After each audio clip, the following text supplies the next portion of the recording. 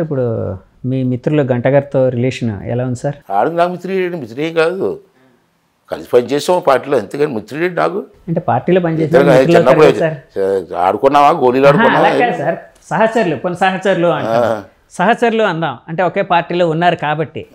అప్పట్లో మీరు కొన్ని కామెంట్స్ చేయడం, అంటే ఆయన పార్టీలు మారుతారని ఇలా అని రకరకాలుగా అవన్నీ మీడియాలో వచ్చాయి. మీరు కూడా దానికి స్టాండ్ అయ్యి ఉన్నారు, వాటి కట్టుబడి ఉన్నారు ఎప్పుడూనూ. సో ఇప్పుడు ఎలా ఉంది మీకు ఆయనకి ఉండే రిలేషన్? నేను కామెంట్ అంటే ఉన్నదే కామెంట్ చేశాను సార్. పార్టీలు మారేడు కాబట్టి కామెంట్ చేశాను.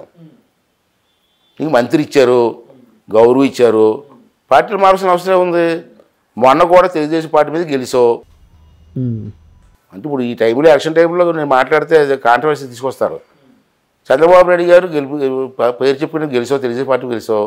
చంద్రబాబు నాయుడు గారు 4 సార్లు విశాఖపట్నం వస్తే కలడానికి కూడా రాలేదు నువ్వు, అది మీ అందరికీ తెలిసిందే. మళ్ళీ వేళ అదే తెలుగుదేశం పార్టీలో అక్కడ సీట్ కావాలా, ఇక్కడ సీట్ కావాలని అడుగుతున్నామంటే ఇక జనం ఆలోచించాలా, మా పార్టీలో పెద్దలు ఆలోచించాలా. సార్ ఇప్పుడు మీరు ఎక్కడి నుంచి పోటీ చేయబోతున్నారు? ఎక్కడ మీరు అంటే నేను విన్నది ఏంటంటే మీరు మీ అబ్బాయికి అవకాశం ఇమ్మని, అంటే మీరు రిటైర్ అవుతారని, అంటే కొంత విశ్రాంతి తీసుకుంటారు అని అంటున్నారని కొన్ని వాదనలు అయితే వినిపిస్తున్నాయి, కొన్ని ఫెయిలర్స్ అయితే వినిపిస్తున్నాయి, బయట కొన్ని మాటలు వినిపిస్తున్నాయి. దాని మీద మీ కామెంట్ ఏంటి? ఒకవేళ పోటీ మనసులో మాట చెప్పండి సార్. ఫైనల్గా చెప్పండి.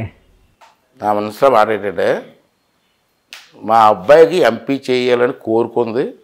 అరుడు కూడా ఇది అయిన పోతుడు కొడుకుగా ఎంపీ ఇవ్వమని అడగట్లే, ఆడికి అర్హత ఉంది కాబట్టి అడుగుతున్నా. యాక్చువల్గా లోకేష్ గారి గ్యాంగ్లో కొంతమంది ఉన్నారు, అందులో మీ అబ్బాయి కూడా ప్రముఖంగా పార్టీ పనిచేస్తాడు. అంటే గ్యాంగ్ అంటే అదే అండి, గ్యాంగ్ మీన్స్ అంటే కొంత సమర్థవంతమైన నాయకత్వం అన్న ఉద్దేశం, యువ నాయకత్వం. చంద్రబాబు గారిని ఒకటి అడిగాను, ఆడికి ఎంపీ ఇవ్వండి సార్, లాస్ట్ టైం ఇస్తాననుకున్నారు, ఇది కారణాలతో ఇవ్వలేకపోయారు మీరు, ఈసారి ఇవ్వండి, నాకు కూడా ఏజ్ అవుతుంది, నేను ఉంటాను కానీ ఆయన ఎంపీ చేస్తే అది బాగా గట్టిగా మాట్లాడే అర్హత ఉంది, మాట్లాడగలడు. మన నాయుడు గారి అబ్బాయి ఉన్నాడు కదా, రామ్మోహన్ నాయుడు తోడుగా ఉంటాడు, ఇలాగ చెప్పాను. చూద్దాం అన్నారు.